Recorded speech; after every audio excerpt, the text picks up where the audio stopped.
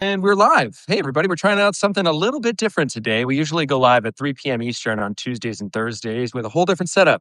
We have graphics now, and we have StreamYard, and we broadcast a little differently. But today, we are going to be joined by Pablo Manriquez. He is the editor of the Migrant Insider, and we're going to start doing stuff here, more collaborations between Pablo and I. There is clearly a crossover between our audiences, and we thought, why not give you guys, both of us, at the same time?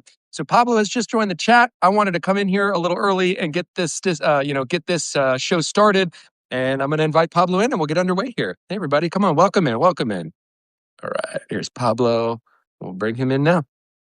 Awesome. It's so cool to see the chat again. Like, I love StreamYard. I love, how professional it looks and everything, but I don't get to see the chat. Pablo, my man, where are you at? I am at the United States Capitol on the House of Representatives side where Mike Johnson just passed through that corridor right behind me.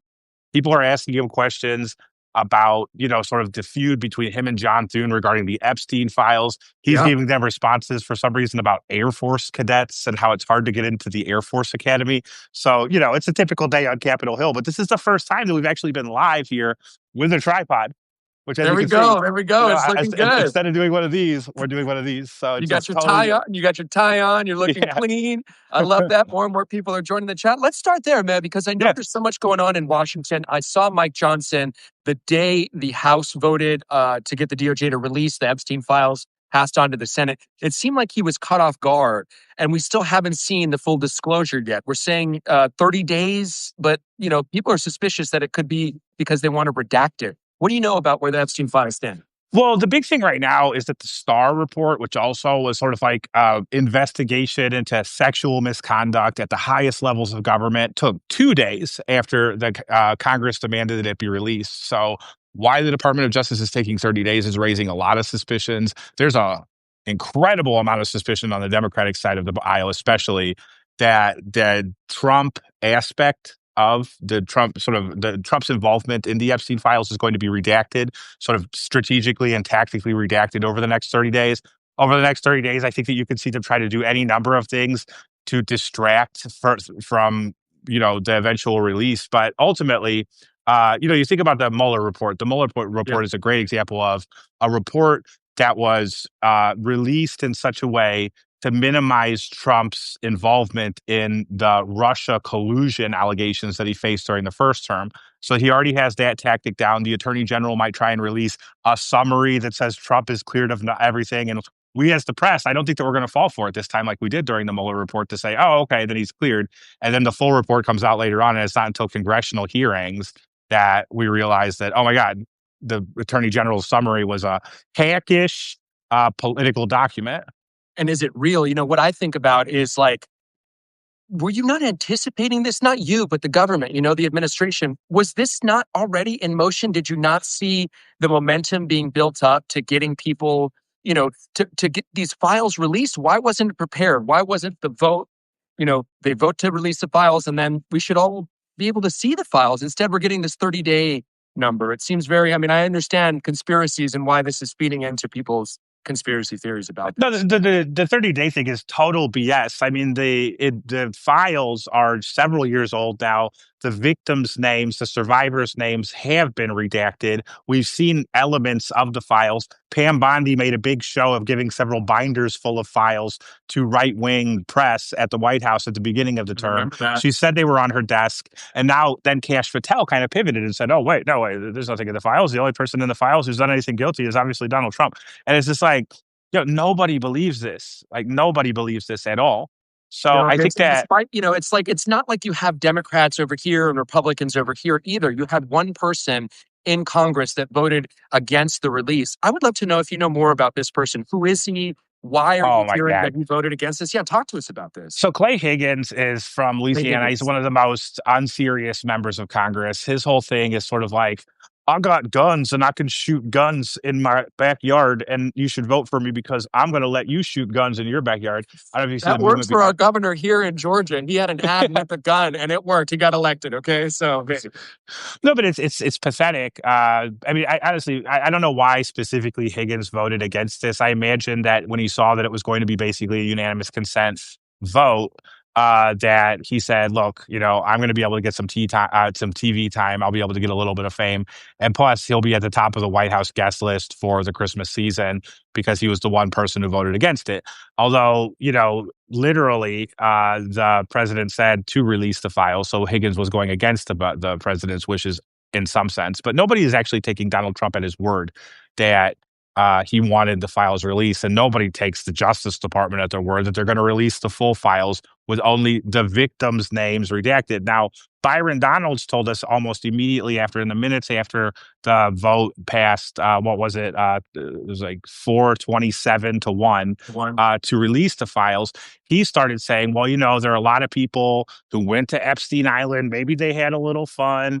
They But started painting this whole narrative. You had Josh Hawley out there from Missouri saying Jeffrey's got a dinner invite from Jeffrey Epstein. Look, at the Democrats are as corrupt, or they're even more corrupt, right? I mean, like, Well, yeah, that's what they're trying to say. They're trying to say that, like, there are a lot of innocent people who aren't like rape survivors or sex trafficking survivors who have been who are in the files because maybe they had dinner with him, or maybe they went to his island, or maybe they went to his beach house, or maybe they got a massage, but it was a perfectly innocent massage. Dude, what they're trying to do basically is say we need to redact Donald Trump's name because he is one such victim, right? But the irony of that is now they're releasing all the Democratic names while trying to, minimize Trump's involvement. But Trump's involvement is the file. Like, from what we know anyway, from the reporting that exists, the people who have been tracking these files for a long time, and for the emails that the House the House Oversight Committee received, we know that these files are just full of Donald Trump. The one question, though, I think that no one has answered yet. I asked Robert Garcia this on Tuesday. Um, how did Jeffrey Epstein make his money? Because I think that's sort of like key to what the heck is going on here. Like, Jeffrey Epstein, from what anybody could tell, is a professional blackmailer. And if he was a professional blackmailer, which, I mean, I think that all evidence leads to, would point to him. Yes, he's a professional blackmailer. The question is, okay, well, who did he blackmail, and for what, and for whom, especially, right, of course, right. like, there are a lot of tropes about Israel and stuff like that that are being brought into this There are people conversation. that believe that he was a Mossad agent, right? I mean, I don't know. There's a lot of I don't know. speculation. I don't know about that, but if he was a professional blackmailer working for a foreign government, any foreign government, that's a big story because, well, if Jeffries was having dinner with him, or Donald Trump was going to his island, or Larry Summers was asking him for dating advice, all the while, this is leverage. This makes people useful idiots in the spy games, to use spy game terminology. This Sure. is leverage, and this is damaging to the United States. So, as horrible as as horrible as, like, sort of like the collective experience of the survivors of Jeffrey Epstein's sexual misconduct, which is getting all the spotlight and should be getting a lot of the spotlight, I do think that we should be putting some spotlight on what was the nature of Jeffrey Epstein's financial relationship with the people he knew, and how he got his money, because ultimately that is a threat to all of us. All of us as Americans. If Bill Clinton or Donald Trump or anybody else was being sort of leveraged in that way. So, shout out to the victims, though. Shout out to the survivors. They showed up here. They sat with the Grijalvas, the Adelitas family, during her swearing in on the House of Representatives floor. They And for had them those of as you who don't guests. remember, Adelita Grijalva was the representative-elect and was 50 days basically shut out of being sworn in during the government shutdown. She had appealed for a pro forma session. Others in the past had been There's sworn Mike in. Johnson, by the way. Oh, there's Mike Johnson. Look at that. What's going Yeah. on? Is this just sort of normal here? This crowd of people following as the speaker walks through? Yeah, that's usually me getting up into the front of it, being like, "Speaker Johnson, tell me about Bad Bunny." No, but they're it's just I was they're just listening basically. to Debí tirar más fotos before I joined this live. So I you love got the that. Bad Bunny thing going on, man. I No, love that. so Back over to, here, yeah, this way, behind these statues is Mike Johnson's office. wonderful. Behind this wall here, behind this curtain, is the House of Representatives, like the chamber floor. These fireplaces, because this is the old House chamber, is what used to, where like, Civil War era Congress people would, keep warm. So we're sitting next to one of the fireplaces. Johnson just crossed that way, Why would he be and going from that? I mean, I'm so ignorant when it comes to this stuff. Why would he be going? Why would he be walking around? What would he be up to? so right around the corner here is the Fox News camera. He spends a lot of time at the Fox News camera. So he probably was doing a television hit, and then his suite, the speaker suite, is right over here. And you have to cross Statuary Hall, which unfortunately in our modern era is made most famous by the January 6th attack, in order That's to where get to January his, 6th happened, right there. I mean, that's is part of the among other scene we places. saw. Yeah. Wow. Wow. Is that where you saw that guy with like the mask and the MAGA paint on his face? That what's this guy? What do they call him? They had a The nickname. shaman, the QAnon shaman. QAnon shaman. That's what Uh, the images that we You know, saw. and the QAnon shaman is turning on Donald Trump over the Epstein files. Is he really? Actually, See, yeah. so I find this fascinating because when we first started seeing about this drip and drab of the Epstein files coming out this summer, I was in the Central Valley where Cesar Chavez, made famous. That was his, sort of headquarters. And I saw a Let's Go Brandon flag be taken down in an area. And sort of that was the first indication that maybe his MAGA cult support was waning here. And so now you're saying other people are dipping on the president as well? Oh my gosh, like so Marjorie Taylor Greene, and I've interviewed Marjorie Taylor Greene probably a couple of hundred times since she's been to Congress. She's always been very talkative. She's always been very accessible to the press for all her faults and all of her crazy positions. She's always been very accessible to the press. And I've been wondering, and I haven't actually had a chance to ask her what made her change her position and what made her kind of come to Jesus on this Epstein file situation and really throw Yeah. the president under the bus, which made the president throw her under the bus. But I think that she went home to her district where she has deep roots. She's not a carpetbagger. She's actually from there. Mhm. And she basically said she's hearing from people about their healthcare increasing. I think that was sort of like the first moment of tension. It was just like, ma'am, Congresswoman, why are you my healthcare? I've looked at my healthcare. It's going to triple. What are you going to do about it? And then she started calling out Republicans because they don't have a healthcare plan. Their whole thing about rolling back Obamacare or whatever is, I think Obamacare sucks personally. I've never benefited from Obamacare at all. But to replace it with nothing is just another handout to health insurance companies. And Marjorie Taylor Greene is having these conversations back at home in her district. And then in addition, another sort of big sticking point for MAGA voters who tend to skew much older, right? Who are going to have health problems and things like that are the Epstein files. Like the Epstein files is something that kind of unites all parents, especially parents of daughters, right? Um, and right. So it's sort of like now Marjorie Taylor Greene is not a parent, but she's in a district with a lot of, sort of good Georgia Yeah. Christians Yeah. Bible who Belt. are telling her, like, what are you going to do about this? This seems ridiculous. And Marjorie Taylor Greene, I think that she saw the future. This is just my own opinion about like why she's doing what she's doing. I know AOC said that the falling out came from Marjorie Taylor Greene being denied a possible endorsement during the Senate run, right? To run for Senate in Georgia. But I think honestly that there is something to be said about like a lot of MAGA Republicans are being told like the future is not Trump. Trump is old. Trump is ailing. And the doofuses that he surrounds himself with are not popular. Like JD Vance says, the intellectual inheritor of an anti-intellectual movement is a joke, right? Stephen Miller has one protector in the world right now. He's probably one of the most hated people in all of Washington, regardless if you're a Democrat or a Republican. And Yeah, that protector is Donald Trump. So that if Trump falls, or if when Trump eventually leaves, right? yeah. All these people are going to lose their protector and they're going to have to forge their own identity, but they're just not compelling, you Why know? aren't we seeing the same fallout with Nancy Mace? Why aren't we seeing the same fallout with Lauren Boebert? They were also called in, right, to sort of, hey, reconsider your vote here. I need some help. That was a speculation. I honestly do believe in my heart of hearts, both of them are hearing from their constituents directly about this issue, these two issues, really healthcare and pedophiles, like in the Epstein files, Yeah. right? This is just so black and white to people. It's like my price is either going to be high or it's going to be this higher or the same, right? Right. For healthcare, or you're either going to protect people who have sexually trafficked young women with this horrible guy who's now dead under suspicious circumstances, or you're going to advocate for the release of who was involved so that they could be held accountable. So it's kind of one of these interesting moments where the United States is proving itself to be a very belligerent political population for a change, where it's just like we are demanding accountability and we're demanding accountability with virtual unanimity. There are very few people Yeah. out there who are defending Trump on this, regardless of whether or not they voted for him. There's Clay Higgins out there trying to get his Except for cameras Clay on him, Higgins. right? For whatever it is. Yeah. There's that one guy. But, for a lot of people, you make this point, and it's so awesome that you do, because as a father, I know you're not, but you agree with this. We start with the protecting of the most vulnerable, and that is children. Right. That is children. And I think for Absolutely. a lot of people, that's a red line.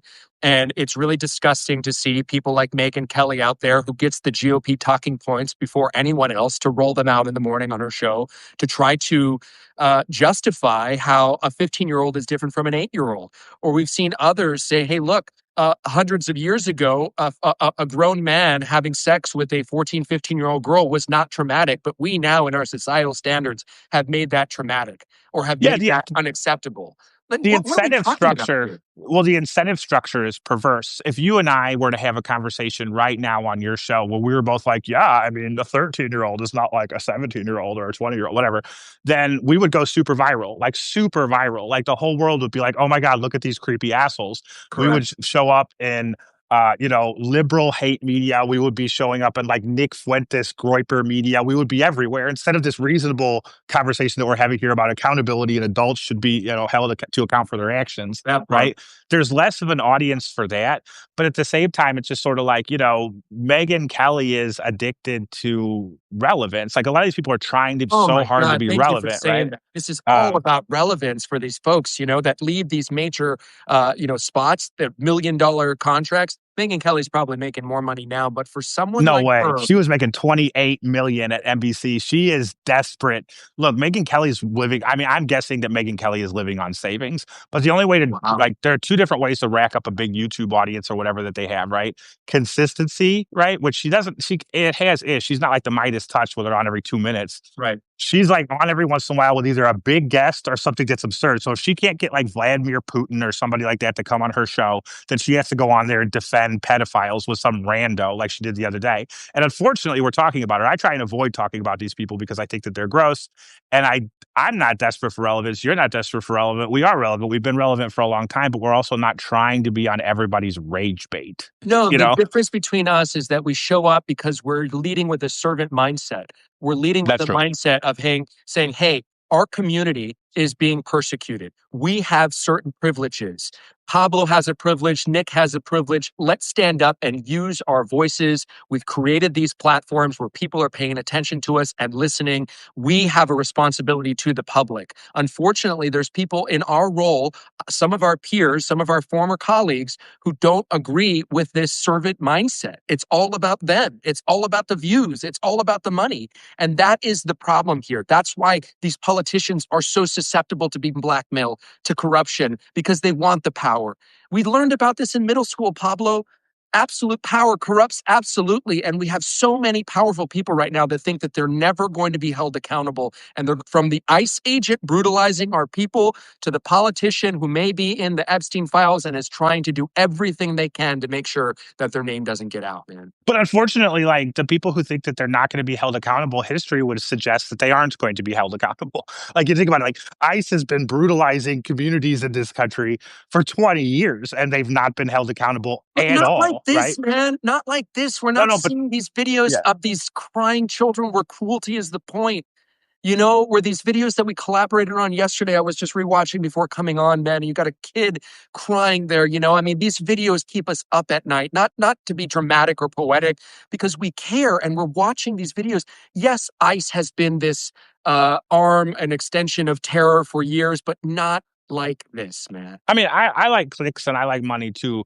But if I were to go on here and say, strip naked and run around to get a million views or whatever, start justifying pedophilia or something like that, I would get an earful from my mother that I would not be able to handle. Right. Right. Like it's just sort of like the incentive structure at the end of the day for me is like, I'm not going to like have my entire community here, everything I've built in life be sitting on a show where I just like, oh my God, we got 61 viewers right now. Let's get to 600, Right. you know what I mean? Like it's like, it's just, it's ridiculous because I mean, this isn't Jackass. This isn't like, like I was saying the other day, the Piers Morgan show where everybody gets to yell at each Right. other. Right. We're newsmen. We break fucking news, and Correct. breaking fucking news is something that is essential to the, it's essential to our Constitution. It's essential to our Yes. founding, right? The printing press, the power of the press, but it's also sort of like, it's when I at the end of my life, I just want to be known as like a great newsman, like somebody who broke a ton of news, right? If I'm remembered at all, it'd be somebody who's broke a ton of news. I don't be remembered as the guy who said something insane defending pedophiles standing here in the U.S. House of Representatives, which Johnson and all these other people have been doing every single day.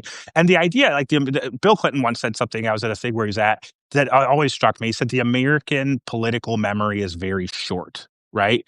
And I think that that is a problem. You know what I mean? Like in Europe after World War II and stuff like that, their political memories had to be long because the entire pop culture of the next 50 years was built around that war and the battles won and the battles lost. So if you're a loser side of it, that was your identity. If you're on the winning side of it, that was your identity. You think about like things like, I don't know, football, soccer, right? Proper soccer, not American football, but real football. Like, I still remember to this day when Chile almost beat Brazil in 2010. I'm just like, I remember, sorry, 2012. I'm like sitting there, like, and I remember every moment, every penalty and all the rest.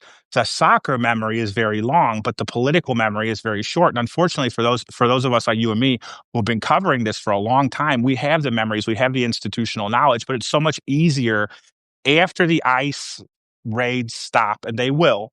They People will. have to keep in mind, it might be a couple more years, but when they do stop, the incentive is going to be what it was with Joe Biden. It's just like, we need to return to normalcy. We just need to forget about what happened and move on. We need a Justice Department that's not political, that only da da da da. It's like, no, no, no, no.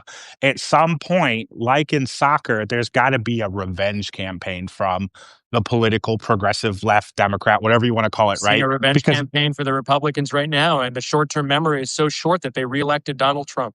Or people right. just, I mean, really, do we not remember what happened? Do we not remember family separation? Do we not remember cruelty during that first administration? And it's like, oh, Biden is old. They're lying to us at the White House. They're lying to us about his health. They're going to go, make all of our kids trans, or they're going to do transgender reassignment surgery in migrant detention facilities. I don't want that. I'm going to go vote for Donald Trump. And then people now are having buyer's remorse. They're getting their Right. CPS protections stripped. Well, They're getting their health care taken away. this I'm gonna say something real controversial right here. This Go will be for it. my controversial moment. All right, guys, get ready to clip it and send it around. I think this is where Marjorie Taylor Greene becomes interesting. Roy Blunt, my senator from Missouri, I'm a Missourian, so growing up in Missouri, I'm from Chile originally, viva Chile mierda. But growing up in Missouri, Roy Blunt was a congressman who was kind of like Marjorie Taylor Greene in the 1990s version of Marjorie Taylor Greene, saying crazy shit in the House of I Representatives was all going the to say time. 90s version Like, is different from the aughts version or the 20s well, version. by the time I became a reporter in 2021, 2022, and Roy Blunt was in his final term in the Senate, he was an elder statesman of this institution, the guy who would tell you he was just an incredible source to us. He would always be willing to talk on background. He was always willing to like share what was going on in the interest of making a public conversation and probably advancing his own power and influence in his own Senate. But Marjorie Taylor Greene could be pivoting in that direction. And again, like people are going to be like, what are you saying? Marjorie Taylor Greene's a stateswoman? Not yet, but the actions that she's taking right now are indicative of a stateswoman. And we can attribute it to like, Xanax or whatever, or we can attribute it to like, we can attribute it to any number of things. But the difference between the beginning of this Congress when she was all in for Trump and saying crazy stuff and to two Congresses ago, when she's talking about like Jewish space lasers or whatever, Baselanders. to now is profound, right? And if it wasn't for her, and if it wasn't for Boebert, and if it wasn't for Mace, you think all these dude bras in the GOP caucus were going to jump on Massey's resolution? And if it wasn't for Massey actually, discharge petition, if it wasn't for Massey actually crafting the discharge petition in the first place, he had the best quote after the vote, right? By the way, he said, I beat the president, I beat the vice president, I beat the attorney general, I beat the director of the FBI, and I beat the speaker of the House. And I was thinking about it afterwards. I was like, damn, Thomas Massey is not kidding. Right. Because this was something he introduced it in August. It passed in November. That's actually that's standard, timing for these kind of things. I know it was agonizing because we were talking about it the whole time, and every day the FC files aren't released. It's like sort of more and more enraging. Right. Yeah. But Congress moves slowly for a reason, right? Like, unfortunately, have moments like this big, beautiful bill that the budget reconciliation bill that they passed earlier this year that put ICE on steroids for the next decade, ICE and Border Patrol on steroids for the next decade, that moved at breakneck pace legislatively. It still took them a couple of months to do it, but from a legislative perspective, to reshape the American tax code, to reshape the American immigration enforcement front, that profoundly doesn't happen. The reason why it's such a shitty bill that everybody fucking hates now, right, is because they did it fast, right? They did it as fast as they could, as most of the debates on the potential amendments of the bill were done in the dead of night during votoramas and stuff like that. This was the Senate and the House moving in tandem, moving as quickly as they could to just throw any wish list item that Donald Trump had on there and push it out the door. And as a result, they passed a bill that is like 95% unpopular with the American people before the American people even realized that this one big beautiful bill. Oh my God, Trump's so funny. He called it the one big beautiful bill. It's like, Short-term dude, are memories, you man. You're talking serious? There's about it. nothing in there that is popular. There's nothing in there that anybody actually wants now. But that's because they moved really quick. Moving slowly and deliberately is kind of like what the Congress is supposed to do. The reason we have ICE right now, right? The reason we have ICE in our streets right now is because of the Homeland Security Act of Yeah. 2022. Yeah. That is a bill that moves also at a breakneck pace through the Congress. None of those dude bras that passed this bill during the George W. Bush administration, nobody even remembers their names anymore. The John Ashcrofts of the world, the Paul Wolfowitzes of the world, who Right? pushed, Paul they were the Wolfowitz. That Stephen was a Millers huge of their name in the time, early you 2000s, know? right? I mean, Jesus. Right. But No like one, no now, one nobody, remembers that. I no, want to, I yeah. want to go back really quick. Paul And Wolfowitz didn't get a statue, you know? Like, so- you and tell him, never will. Pablo. I want to go back really quick to drill down on this idea that Marjorie Taylor Greene is a statesman or stateswoman. Oh, I'm an open to this. aspiring stateswoman. I'm open to She's this. not yet. On Tuesday, we had Representative Castro from Mm. Texas, and he was reminding us to lead with love and tolerance. And maybe, I was like, is this a mea culpa that we should embrace, or is this something a little too late? And, he was more open arms, like, hey, look, there is somebody who is coming to the table here and saying, I need to make amends for my contribution to toxic politics. And he said, I didn't follow everything she said over the years, but I did follow some of the stuff, and it was deeply hurtful and controversial. It didn't add value to the stream of life. It was intended to be divisive and toxic. And now she's coming to the table. And I know there's a lot of people that I've talked to that are like, it's like, oh, we're supposed to take you in now. We're supposed to listen to you now. And I don't know, man. I mean, make a plea, I guess. Why should we be more open-minded to somebody who was so vitriolic in these last years and adding divisiveness to our country? I think that the way that you would explain that in the Washington terms would be like, this is life is long. Some of my worst enemies in this town were later my boss. And then I had to like figure it out as we went. You know what I mean? So it's like it's kind of like the freshman today. You look at Robert Garcia, he's Yeah. rising as the ranking member of the House Oversight Committee, is doing like, a lot of different things to get the headlines and stuff like that. If he can actually deliver on some of these things, right, he could end up being a chairman of something and then maybe even a cabinet secretary or whatever, right? Everybody in this building, not everybody, but I'd say 80% of the people in this building, wake up, they look in the mirror and they see the future president of the United States. Now they're all delusional except for maybe one or two in a generation, right? Sure. But like JD Vance was the most obvious example of that. And he was one of the few that was actually right. He looked up and he's like, I see the next president of the United States. And now he's the vice president, perennial, like intellectual inheritor of the anti-intellectual MAGA movement. So the argument for Marjorie Taylor Greene ultimately is like, I'm with Castro. I like Joaquin Eli. He's a great guy, smart guy. He's been through a lot. And he's always been very tolerant, I want to say.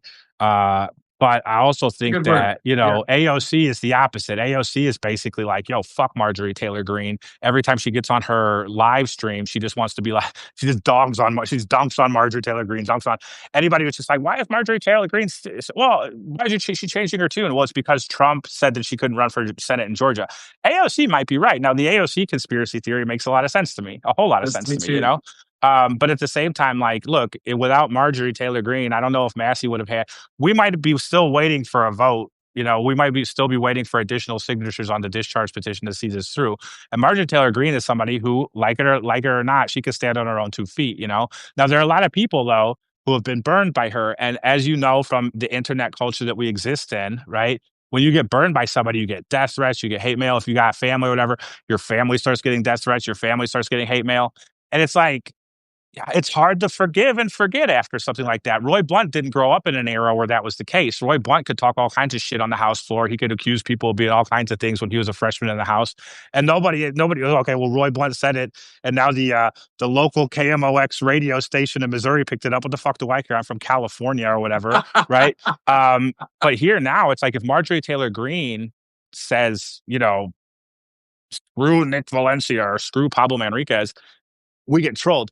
Now, I will say this though, it's like I'm glad that people hate watch, man. It's like I'm embraced that now. It's like, okay, hey, hate on me. Awesome. right. But life is long. That's the thing. I Life think that is long. Joaquin knows that life is long. Congresses are short. So, you know, results matter. And Marjorie Taylor Greene delivered the bacon this time. So Lauren Boebert, so Nancy Mace, although Nancy Mace had a very bizarre prism through which she presented her case for voting for the Epstein files. She was kind of like, well, the Epstein victims, I met with them, and we're all really the same. We're all Jeffrey Epstein victims, really. I really had a moment, and Well, to her credit, me. and to be fair, she is a sexual assault survivor herself. So part of it, I'm sure she sees intertwined her Well put. story and the survivors of Epstein, you know? I am cursing while I'm at the Capitol. I'm sorry. You see, OPR, I got you. I understand your question. And decorum does matter. You know what I mean? But, and I was here on January 6th. So thank you, Nick. I covered January 6th. There was a lot more cussing. There was blood and guts on the floor that day. So this is my Capitol. This is our Capitol, right? Hey, man. And if anybody has a problem with an occasional F bomb dropped in poor taste, that's fine. Like, we're not attacking anybody. We're Correct. not like accusing anybody. We're not calling anybody a certain thing, right? Correct. But we are saying that there are pedophiles in the Epstein files, and Donald Trump could be one of them. It looks like he might be. You know what I mean? Like, I'm just saying, like, put it there, love it or leave it. But it's like sort of like, look, when these files come out and all of a sudden Donald Trump is not in there, don't be surprised, right? Correct. And the big question I've had the whole time, right? And this is something that we have to go back to again and again and again.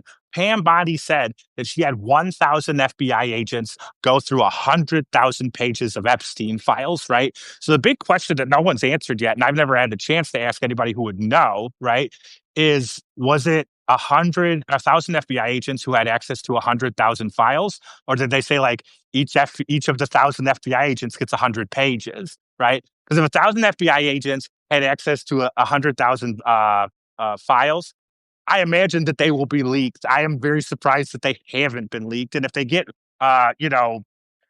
real like, if sorry, I was reading the comments. I'm doing the live stream. No, you're good. No, You're but good. I mean, it's doubtful that they all got the whole document, right? It's like otherwise, hey, let's give it to you in segments to avoid. I mean, it was the beginning of the administration. This administration, the beginning of the administration, so disorganized, they let Migrant Insider in the building. So, like, You're the real deal, Pablo. I don't care what they say, bro. And I don't know anything about decorum well, in the Capitol, but I that's love all your they say. conversation. Real deal, right here. No, it's like there's no rule against cussing in the Capitol, right? There's rules against allegations, accusing, slander, libel. You can't say go fuck yourself.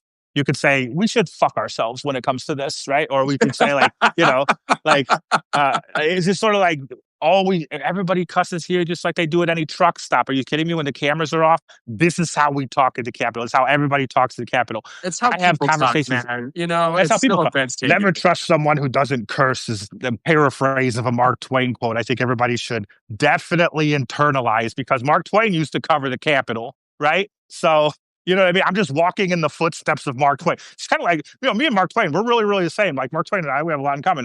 Me, like, so it's sort of like me and Mark Twain. And independent media allows F-bombs. God bless America.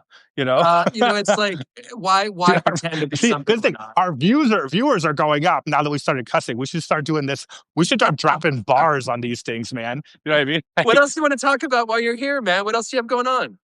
What do you think is the most important immigration story like right now? You have obviously followed the same trajectory of the absorption of ICE by Border Patrol and now the deployment of these paramilitary Border Patrol forces around the country, right? What do you think that where should we be putting more attention, like, I guess, in the next couple of weeks? Like, Yeah, it's all what about should the we money to what me. should It's we all to about prepare for our next live stream from here? And also, like, if I had a congressperson standing here with me, Who should it be? Should it be Marjorie Taylor Greene? Because I would I'll love go for it, that. bro. We're I'll going to go reach for it. out for Yeah. to MTG for an interview. We just reached out to the Congresswoman Pope. Marjorie Taylor Greene, have you ever dropped an F bomb at the Capitol? Me too. Me too. Many. I, you know. I I think the most important story right now is for us is following the money to these private prison infrastructures. It's so clear to me the expansion of the private prison infrastructure. It's not going to stop at the undocumented. It's going to move to the undesirable American. And we are less than a full year into this. It's the Geocorps. It's the core civics. It's the people that are on the names of the vending machines in the commissary who are pocketing and lining their pockets with on the backs of great people, on the backs of people who are contributing to this country, who are sending kids to college, who are moving in good faith in this society. And yet there's somebody, some, shadowy figure in a back room who's lining their pockets because these individuals are being taken on the street, taken off the street and end up in these detention centers. That's where I want to turn attention to. We're going to be doing an investigative piece coming up here. I don't want to give away too much, but that's something that we're very interested in is the private prison infrastructure. Also, I'm super interested in accountability. I do believe that this is still a city upon a hill, that we have moral clarity in this country, and that there is going to be a day where power changes hands. This isn't going to be a Trump presidency for life. And the preparation should be made right now to be tracking these suspected federal agents or these ICE agents that are masked up on the street. In any other country, the headline would be Secret Police Goes After Ethnic Minorities. That's what we're Right. seeing right now. And so Right. keeping an Ethnic eye on the cleansing. secret police, and seeing how we can hold these individuals who are breaking the law, who are brutalizing our people, how we can hold them accountable in the years ahead. That's what I feel is important. And in the meantime, it is creating a record of what we're seeing out there. It's making sure that we put out these videos so it's not just to our audiences. We have a lot of people watch us, a lot of people engage with the two of us. So it's pushing these videos out there so that lawmakers can see what's really happening on the streets. I go back to Representative Castro. He saw that Mike Kelly video of a young girl in a Walmart being racially profiled by ICE on our Instagram. Okay, so Hey, what we're shout out doing. Mike Kelly. Shout out Mike Kelly. I'm sure there are plenty of lawmakers, because you're there in DC, who have seen and are better educated about what's going on in America and on the streets because of your reporting. So I think this is a historical record that we're creating in the short term. So in the long term, there can be accountability. Look, we may catch the ire. I don't give a shit, man. I am very firm in my convictions of where I stand and my moral compass, and I am doubling down. We are in this for the long haul. We believe in what we're doing. And anyone who wants to come at us with some sort of moral superiority, I'm sorry, forget you, man. I know firmly where I stand. I know that my kids will never have to ask who their father was when shit hit the fan. And I know my wife is more proud of me than ever. And she and I are locked in like this, man. There's nothing more special than having a teammate in your life, man. A partner who has your back. And right now I see that with my wife, Rach. My kids are too young to realize what we're doing, but I know that they're proud of me. I know that when I'm right here in front of my ring light and recording my videos, my son comes over to hug me from behind and see what I'm up to. He's 4 years old, and one day he will know who exactly his father is. And I'm so grateful that I'm moving forward in good faith in this life, man. I feel really strongly about where I'm at. And I'm so grateful that I have a teammate like you, dude. Like, sincerely, like, we are going to be doing more of this stuff. We are going to be doing more lives, more collaborations. Pablo and I wanted to test this out to see if there was an engagement. We've got almost 100 people on here right now. We've been on for a little over 30 minutes. It's great, man. And these final And we didn't moments, even advertise this. That's the thing, yo. We didn't even advertise this. We put this on a billboard in Times Square. We could get like 200 viewers. So, dude, even more than I mean, that. Come on, man. There's even more than that. Like, if Adrian Carrasquillo can get 1,000, we can get up there too, brother. yeah. It's No, also dude, not just about the numbers. It's about the quality of viewers, man. It's like the people that are watching us and the eyeballs that are watching us really, really matter. And we are so proud of everyone who's following us, man. Thank you so much. What do you got to say as we wrap this up? I want to know about Trisha McLaughlin, the DHS spokesperson's husband, and the advertising contract that he got from. So they spent like $200 million on advertising, and it went through apparently like one firm in New Hampshire. And again, this kid is apparently like a Nepo baby. He's like Congressman Yoho's son. So there's a lot of looking into. I got to be doing. People have been like And messaging Yoho me, in Florida? something like that. I don't even want to like talk out of turn because I've been Sure. researching the story, but this has been on my mind all day. It's just sort of like, wait, what? Trisha McLaughlin, like the biggest liar in government, right? She's very has performative, is man. getting like Yeah. generationally wealthy doing Ice Barbie commercials through her husband. That's awesome. Like, I'm sorry, I actually hate it because everything about it sucks. It's corruption, it's xenophobia, it's white supremacy, all rolled into one story. But at the same time, it's like the numbers are crazy. I want to know how much her husband specifically is getting paid from his consultancy because this looks like the easiest money of all time, right? So basically, like, whenever we do the amnesty, Nick, maybe we'll start an advertising agency. What do you think, man? Like we'll spin off into an advertising agency and be like, hey, President Ossoff, yo, we got you. We'll do like the anti-ice Barbie, jail Christie Dome advertising campaign or whatever in 2030. But for the meantime, we're going to be under the threat of the Gestapo because these fucking, I'm sorry, you can't say that because of these effing blah, blah, blah, blah, blah. Yeah, it would be a violation of decorum. But because Man, of I the love you chuckle so much, fuckery that's Pablo. going on in the, but I'm no, yeah, go ahead, sorry. no, but I think that ultimately, though, if there is let's end on a good note, right? The women of North Carolina, you are awesome. Oh my God. The women of North Carolina and the Raleigh, Charlotte area, we have seen from videos, they are coming out Dude, it's always the women against the from Border LA, Patrol. Chicago to Charlotte, next in New Orleans. It's always the women. The soccer moms are going to save us. The wine moms are going to save us. Yeah. Honestly, on social media and stuff like that, I post a lot about internet, about a lot about deportations, obviously, and it's always the sort of the biggest loser men in America and the like foreign Discord bots that Vladimir Putin pays for, who are like, "Yay, ICE," But and it's just they get piled on by a bunch of women who are like, "Dude, you're a loser. Just shut up and go away." Right? Oh, you could totally cuss on Substack. Yeah, no, but no, it's just sort of like the women of North Carolina. I see these videos again and again, and they don't always win, and that's a shame because they'll confront these agents, and sometimes they'll take away the Latino anyway, right? But they'll come out and be like, "Hey, amigo, you don't got to talk. How do you say Right. you don't got to talk to him? Right. No hables, no hables." And I'm just like, fuck yeah, you know what I mean? Because these people like they've never seen this before, and I do get the sense that a lot of them had no idea it was coming because again, this isn't like a mainstream media narrative. This is an independent media mainstay now, and it's not going anywhere. Like, Amen, man. so I think that the women of North Carolina and the women of America generally, thank you. My gender is a problem. Like, my gender is just not stepping up. It has When we're been trying to stepping up. We regulate elect women's health and saying that we know better about what to do than women, that's a problem, man. That's one And of the not issues enough of going us on have the there. balls to stand up for the least of us, right? There's too many Christians out there who've never even read Matthew 20, 35, 25, and they're like, well, uh, if you don't got a border, you don't got a country. And it's just like, dude, you sound like a fucking idiot. And, right? Like, I'm sorry, there's like a tour group going on.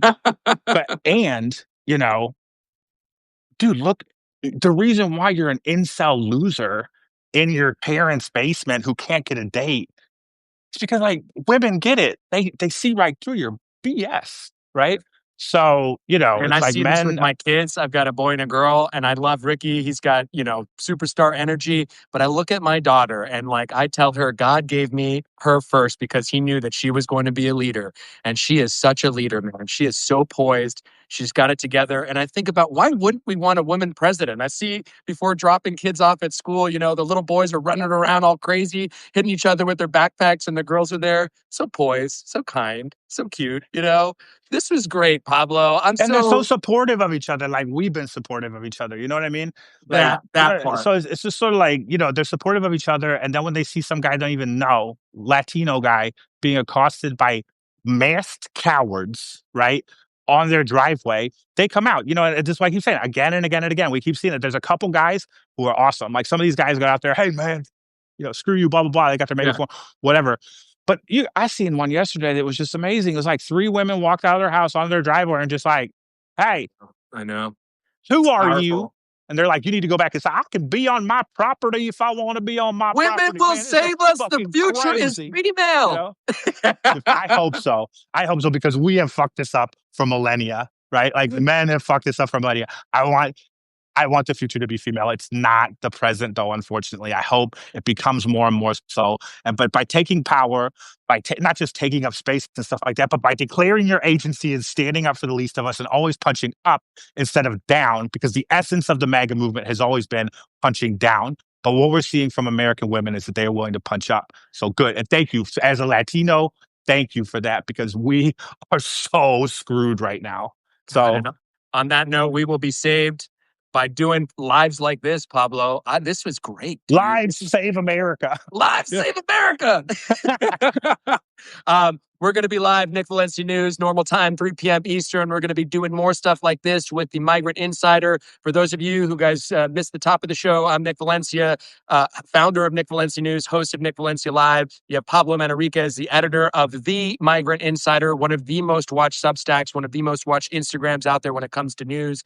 And together, broke the most news on the immigration beat all year in America. Us, right here. That's right. Biggest news breaker in America, right here. Thank you so much, on the guys. immigration beat. Amen, man. We'll see you guys in a couple hours. Pablo, I love you, man. Te quiero mucho, man. We'll see you soon. Make truth go viral. Have a great day on Purges, everybody. Hell yeah.